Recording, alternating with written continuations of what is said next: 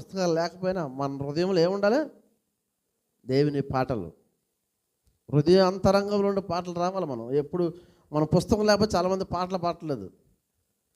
చెప్పండి, పాటలు ఎక్కడ ఉండాలా? వాక్యం ఎక్కడ ఉండాలి?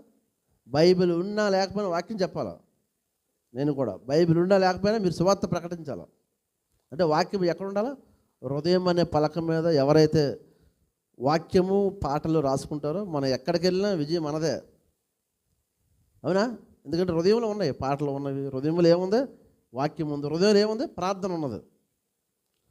ఈ పాటలు వాక్యం ఎవరైతే హృదయంలో పెట్టుకుంటారో వారికి ప్రార్థన కరెక్ట్గా వస్తుంది వాక్యపరంగా. లేకపోతే చాలామంది ప్రార్థన చెప్పండి ఎందుకు రావట్లేదు? ప్రార్థన చేయమంటే ప్రార్థన చాలామంది చేయట్లేదు. ఎందువల్ల? దేవుణ్ణి స్తుతించరు, వాక్యాన్ని హృదయంలో పెట్టుకోరు. అందుకే వాక్యం చెప్పండి ఏం చేయాలి? కంఠస్థ వాక్యం ఉండాలా?